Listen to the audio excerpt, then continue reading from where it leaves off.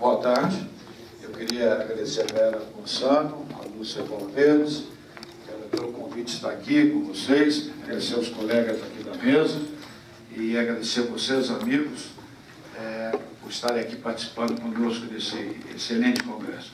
Eu quero dizer a vocês que eu sou um cara que tem um anjo da guarda bem forte, porque, graças a Deus, depois de 40 anos de carreira em dois segmentos, carreira como executivo em dois segmentos importantes do mercado, e complementando com 12 anos fora do país, ao retornar ao Brasil, eu tive essa oportunidade sensacional de poder tentar contribuir com um assunto fantástico que é a nossa sustentabilidade.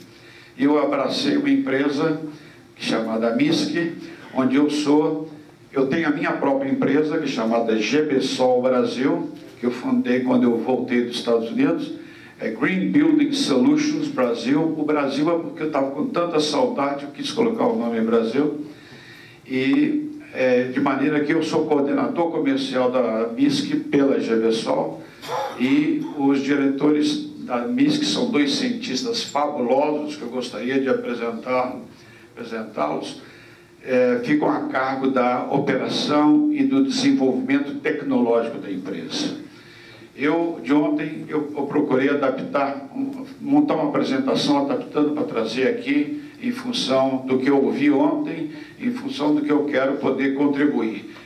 Como vocês viram, eu sou dos mais jovens em experiência no setor, né? Lógico, é muita pretensão minha falar com pessoas tão experimentadas no setor, mas humildemente eu vou apresentar as minhas sugestões, meus comentários, para tentar fazer alguma contribuição. Eu vou fazer esses comentários em cima de reuso de água, que foi exatamente onde eu estou trabalhando nesses últimos 2 anos. Alguns comentários da reunião de ontem. Água, escassez. Aí fala-se muito em escassez de água em São Paulo, mas a escassez de água não é só em São Paulo. A nascente do Rio São Francisco está seca e é uma escassez grandíssima em várias partes do Brasil. Lógico que tem lugares que estamos com inundação, mas também é uma escassez mundial. Ontem nós vimos excelentes palestras falando sobre isso. E essa escassez, amigos, essa situação veio para ficar. Há muito tempo atrás, e se vocês olharem, a história mostra que grandes guerras foram ocasionadas em busca de água. E o futuro, ontem foi dito aqui, que a água é o petróleo do século XXI. Sem dúvida, isso só que está acontecendo antes do que nós estávamos prevendo. Mas realmente os países que detêm água, que é o meu caso do Brasil, terão uma responsabilidade fundamental para bem administrar esse ativo, porque se não administrar bem esse ativo, coloca em risco a sua soberania. Podem estar certo que para o futuro, os países ricos em recursos naturais, se não administrarem bem os seus recursos, serão colocados em risco de manutenção desses recursos sob sua responsabilidade. Nós vimos que a região de São Paulo tem um acentuado déficit, eu não sei se eu copiei correto, demanda específica ou disponibilidade específica, mas, de qualquer maneira, é um nível de 133, que é inferior a níveis do próprio Nordeste. Perdas. É inadmissível. Falou-se ontem que nós temos uma perda de 33% no nosso sistema de saneamento. Média nacional. Correm no mercado informações de que essa média não é de 33%, é de 45%, 48%. É inadmissível que a gente venha conviver com um sistema de perda dessa magnitude. E foi falado ontem, das palavras mais mencionadas aqui, ou no dia de ontem, foi a palavra reuso. Eu comecei a contar as vezes que ela estava sendo mencionada, pedi a conta e parei. Por que ela foi muito mencionada? Porque, querendo ou não, é um dos vértices mais importantes que nós vamos ter que atacar para bem administrar esse problema da escassez e o problema da gestão da água, gestão responsável da água.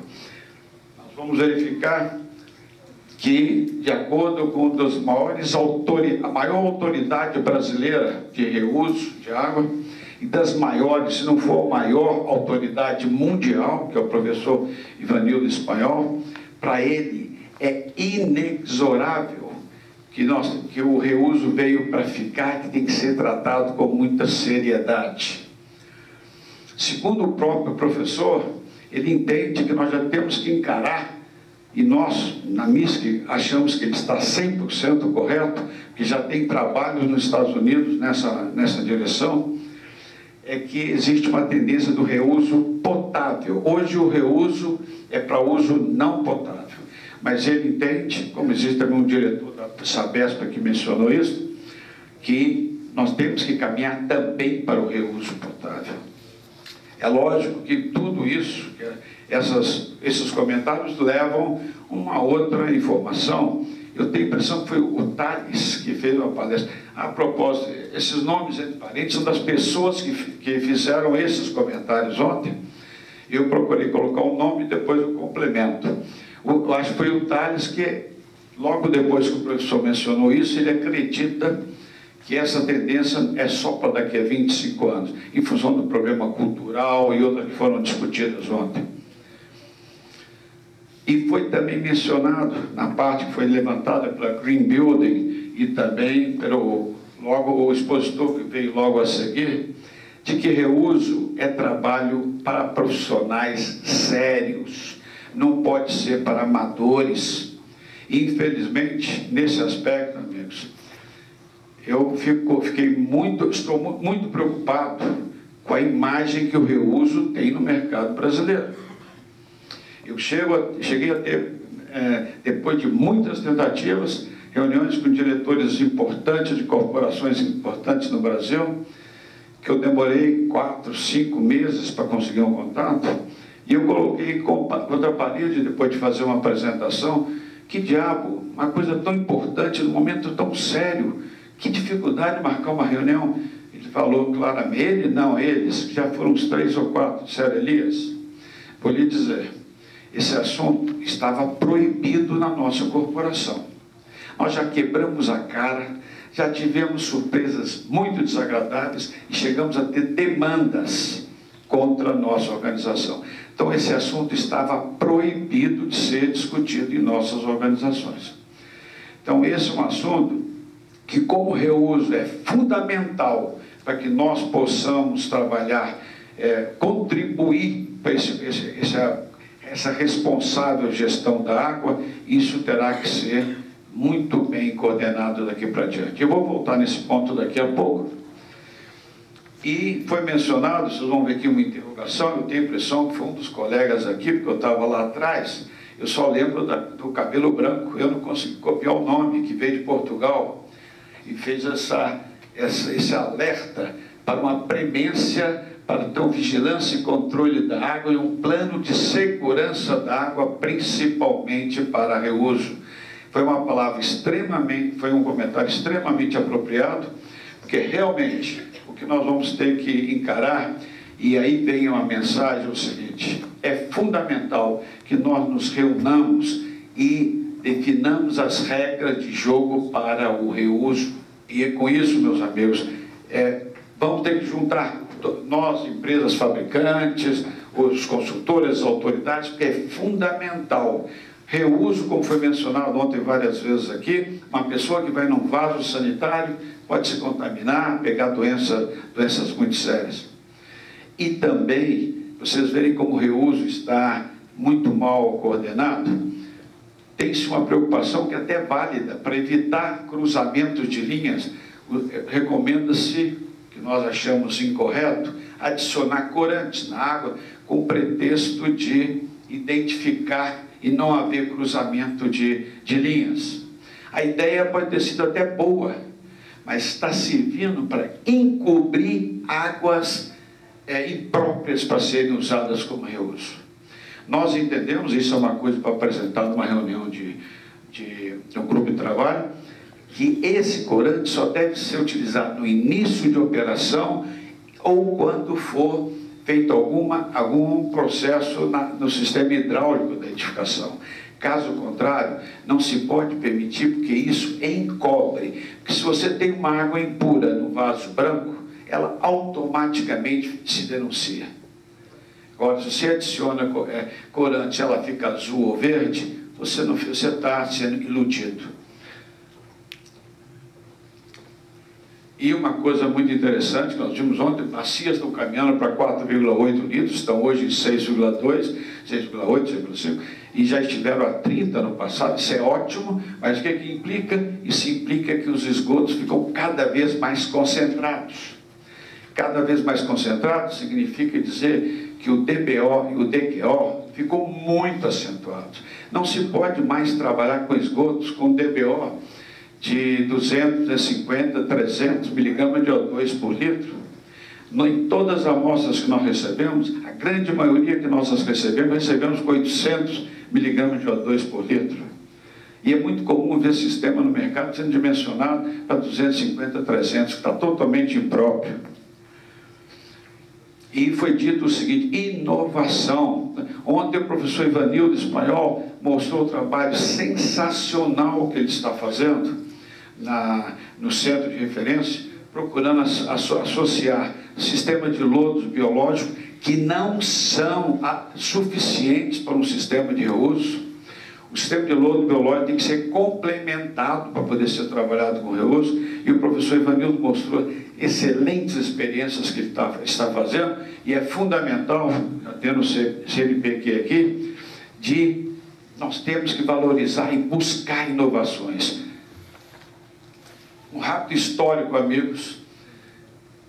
O sistema de lodo biológico iniciou no início do século passado, no século XX, 1915, 1920, foi uma excelente descoberta, veio a revolucionar o sistema de tratamento na época, e é um sistema que, em se tratando de esgoto biológico, funciona muito bem, esgoto orgânico, desculpa, funciona muito bem, mas aí, eu já vou chegar nesse ponto, isso trabalhava com baixos índices de DBO e DQO. Obrigado. Era um esgoto fundamentalmente orgânico quando de sua formação. Nos últimos 50 anos, o que aconteceu? Uma acentuada mudança nos esgotos domésticos e nos efluentes industriais, por consequente, os níveis de DBO e DQO crescendo muito por causa da concentração, por causa de outros detalhes que vou mencionar, e começou a se ver uma presença muito marcante de compostos químicos. Um composto químico no esgoto é extremamente nocivo e chega a matar a colônia de bactérias no sistema de lodo biológico.